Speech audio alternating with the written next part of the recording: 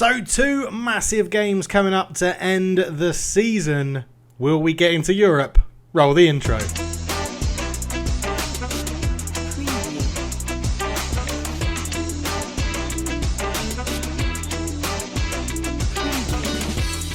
Hello and welcome back to the Sunderland Save on FM22, where we are taking on Liverpool and Brentford to see if we can get a European spot at the end of season 4, I want to say it is, of this save. We are currently in 6th position, as you can see in the bottom left hand corner. Sunderland, 36 games played, 16 goal difference, 60 points. It's been a fantastic season so far. We take on Liverpool, who need to win to stay in the title race. Right, this is massive for them as well. That if they draw, they're on 88, so technically they could still win, but they'll need a big goal difference swing at the last game of the season.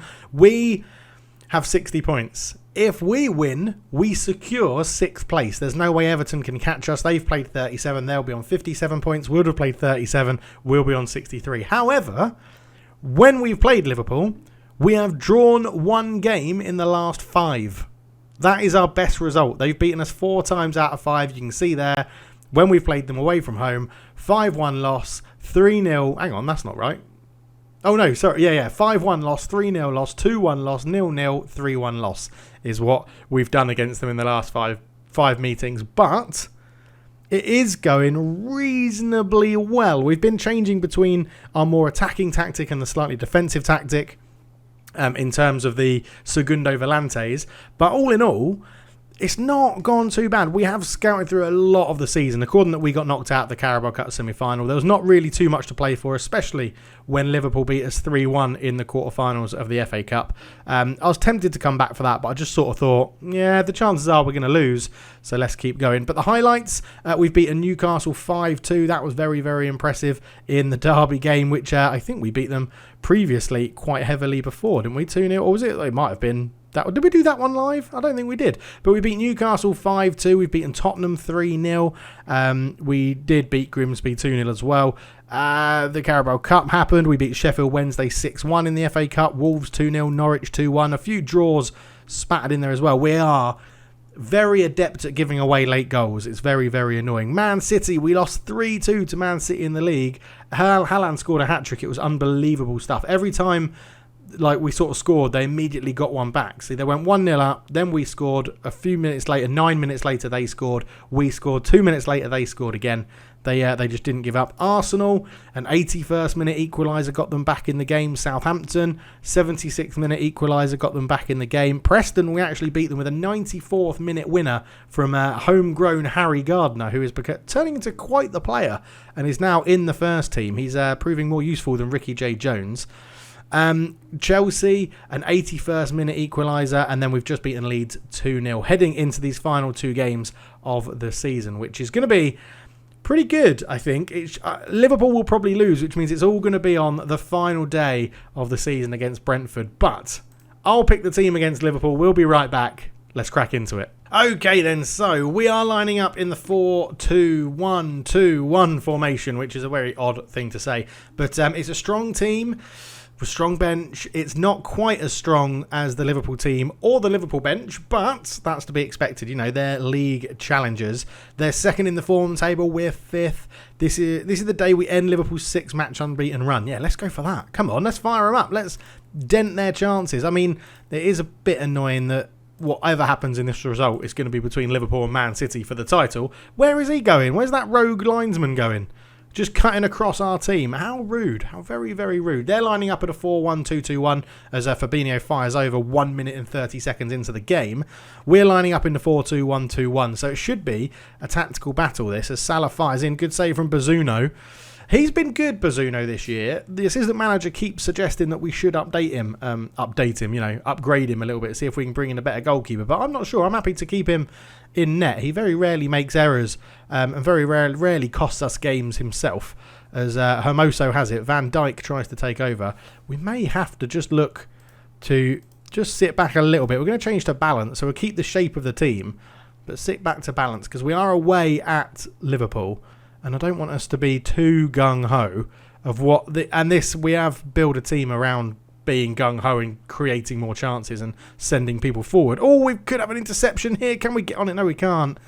Lokonga does well. Camavinga has now settled in. I think now he's bedded into the dynamics. He's become an influential player. He has actually put in some much better performances. He goes long there looking for Scarlett, Fabinho, Virgil van Dijk, Illich, back to Van Dijk, and you can see this is where Liverpool, you just know it's going to end in a goal because they're building it up so well, but is it going to end in a goal for us? Lokonga, ball through, Alexis McAllister. If we can go 1-0 up, this will be amazing. McAllister cuts back, puts it across. There's a bit of a lag on the game, I don't know why, but it goes past the post, so nothing happens. About 5 minutes until half-time, Max Aarons with a throw. McAllister gives it back to him.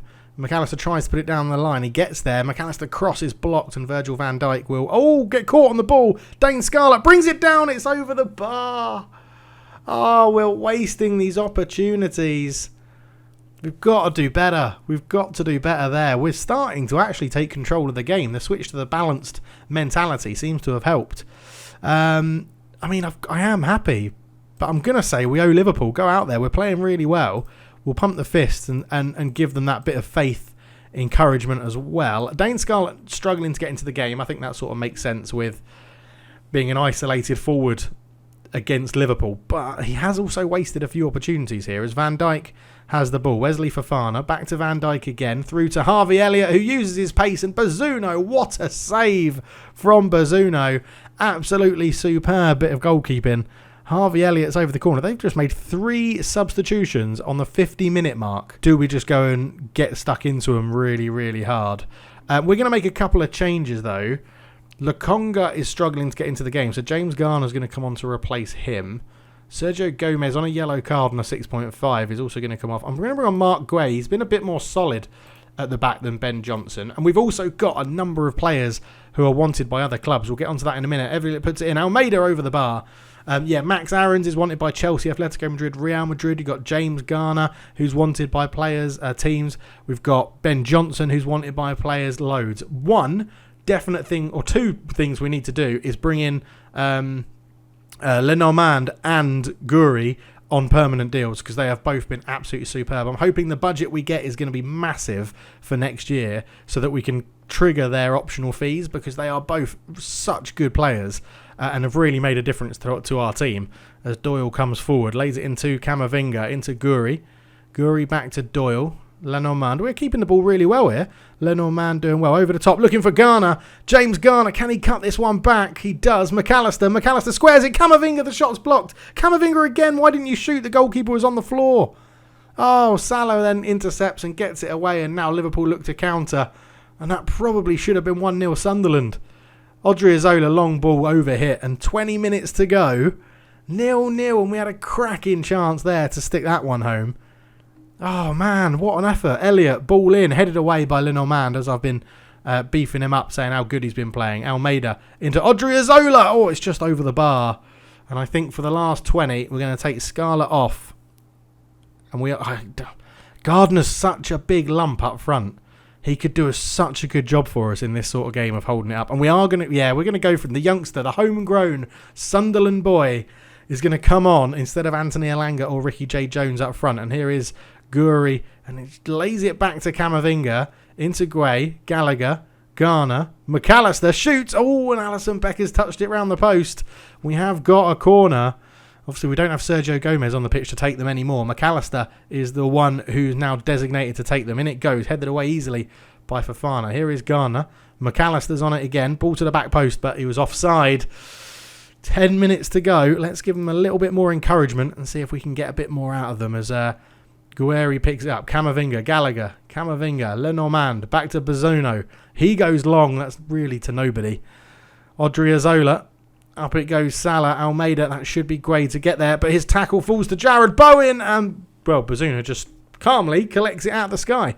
Lovely bit of goalkeeping. 9 minutes to go. Liverpool are starting to just turn the screw a little bit. I was going to go more attacking, but I think, I don't want to jinx it, but I'm very happy with a 0-0, and it is 0-0. Come on.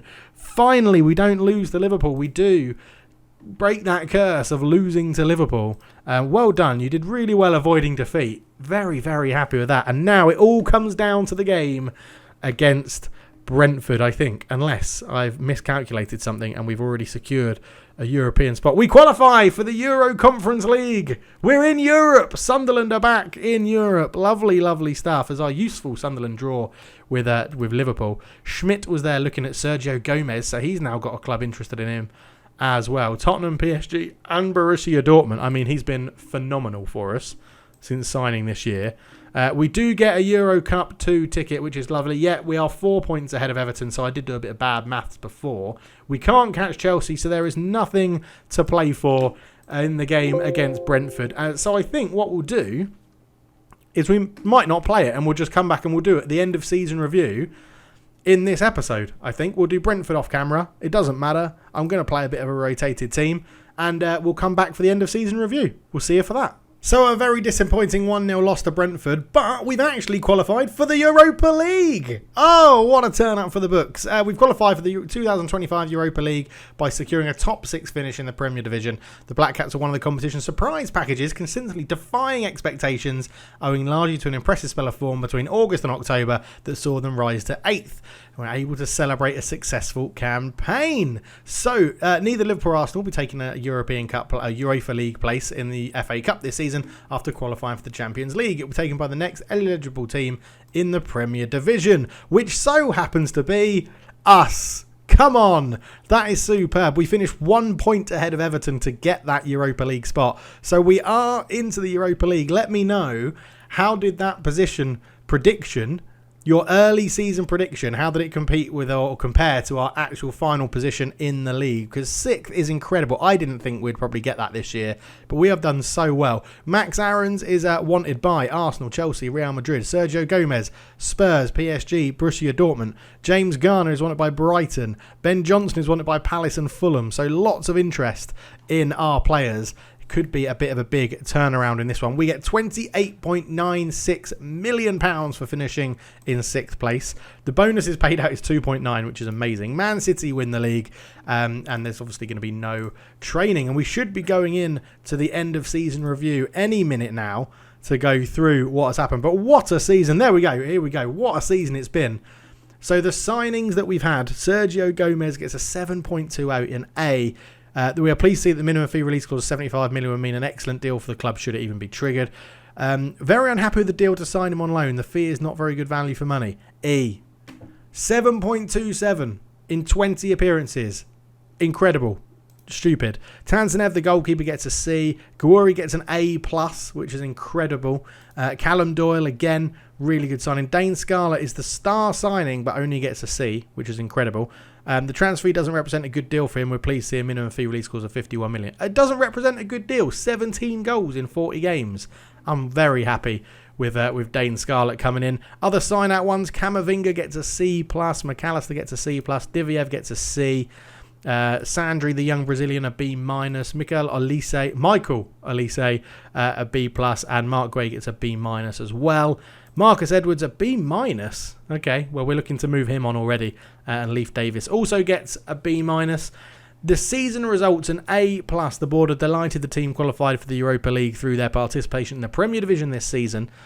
How it unfolded, we finished 6th. We had an 85% home full Stadium of Light, and Dane Scarlett was our top goal scorer in the Premier League with 15 goals. We finished 6th. Played 38, won 16, drew 13, lost 9 with a goal difference of plus 15. And yeah, it's been absolutely brilliant. In the FA Cup, knocked out in the quarterfinals by Liverpool.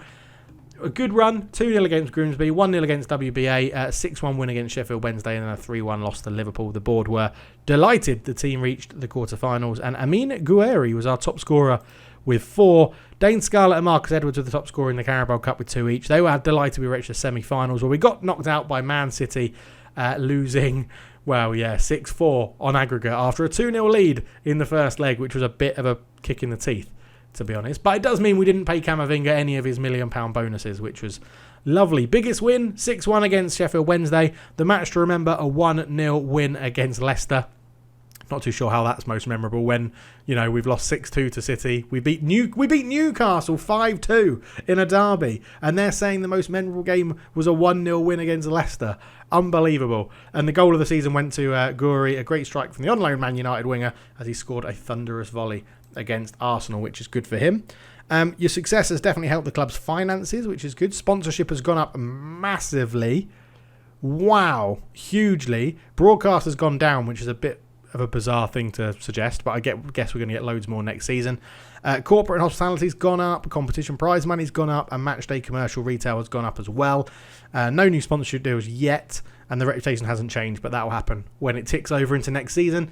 Merchandise, 2.63 million, with non-domestic sales to 263,000. The following players' shirts sold well: Camavinga, Lokonga, Gallagher, McAllister, and Marcus Edwards. Weirdly, Marcus Edwards is a surprising one there for me. The 4-1-2-2-1 was actually our most popular system this year. Bazunu, Aarons, Doyle, Lenormand, Gomez, Sambi Lokonga, Gallagher, Camavinga, McAllister, Elanga, and Dane Scarlett up front. No sign of Marcus Edwards, which is why we're trying to sell him. So accolades. We got the Premier Division Manager of the Month for February. We might be in with a shout of Manager of the Year. Not too sure yet. Club Awards, Fans Player of the Year, Sergio Gomez. Young Player of the Year, Sergio Gomez. Signing of the Season, Dane Scarlett. Goal of the Season, Amin Gouiri. Top Goal Scorer, Dane Scarlett. Most Assists, Sergio Gomez. Most Player of the Matches, Sergio Gomez. Highest Average Rating, Sergio Gomez. And highest Pass Completion was Callum Doyle at the back, which is lovely. Completed 72 passes per 90. Good for him. And the only record breaker we had was that Camavinga was our highest ever transfer fee paid at £66 million. In terms of competitions, English Players Young Player of the Year went to Callum Doyle, which was good for him. So lots and lots of good stuff here. Let's have a look to see what we've got going on. So they want us to do defensively solid football, most of set pieces, counter-attacking and entertaining, work within the wage budget, finish mid-table and reach the second knockout round of the Europa Cup. Wow, okay, they want us to do quite a lot. I mean, we'll accept it.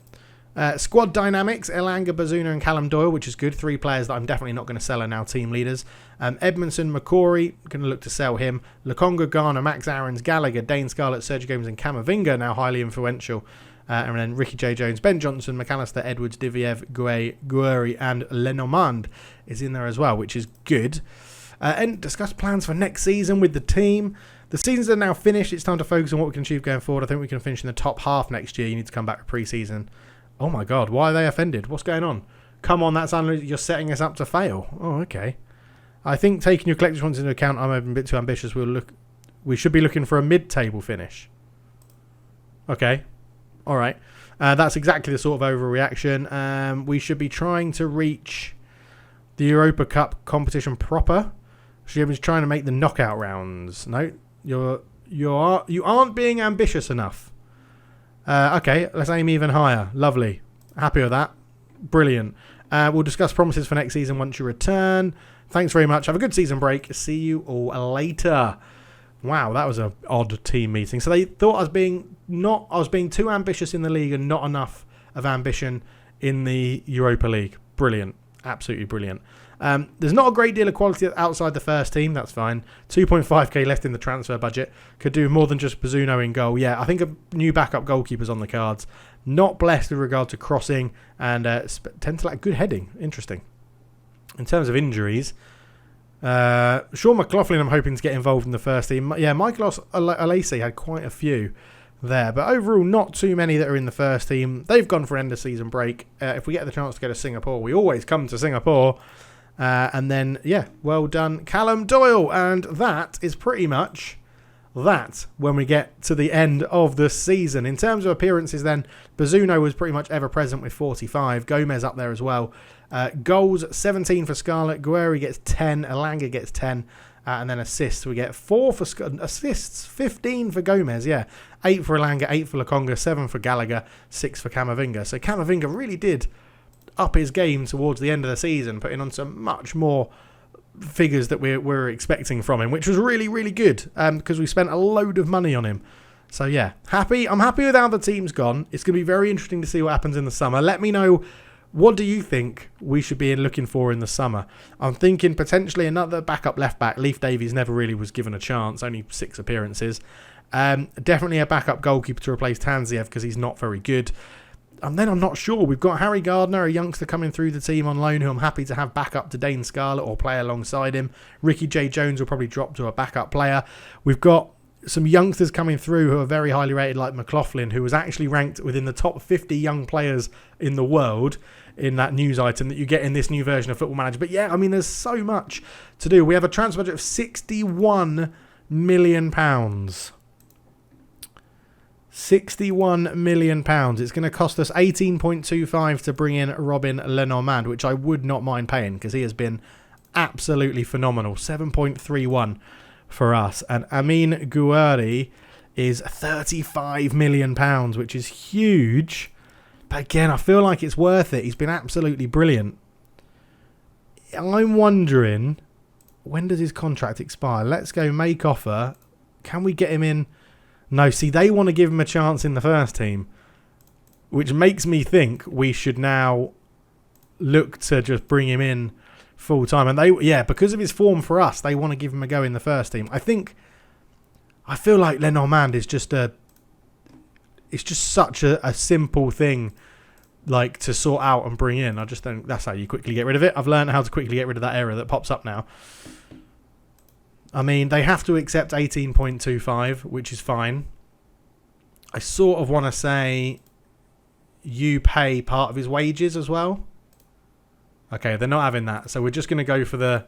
I mean, Lenormand has been absolutely superb. It would be stupid to not bring him in full time. I think Gouiri we're going to have a little bit more of a think about. £35 million is a really big deal. It's a lot of money. I'm just wondering if we can potentially get him on some sort of instalments deal, just to add a little bit more to our transfer debt. Why not? Again, it's still 35 million. I don't mind that. Okay, they want that with just 20%. Let's go 10%. Yeah, okay. That just gives us a bit more of a structure to make that deal happen. Okay, well, we're going to come back for the next season. Summer will be interesting. We'll go through the transfers and see what happens there. I'm sure there'll be outs as well as ins. We're going to go scouring for good free transfers, cheap little pickups, something to make our squad more adaptable for the Europa League. It's going to be a hell of a schedule next year. I'm so happy with how that season's gone. Thank you so much for watching and being here with me. We're going to carry on with Sunderland. Hopefully, we can win the Europa League. How good would that be? Right. Thank you so much for watching. For now, I'm out. Cheers. How are we, the lads?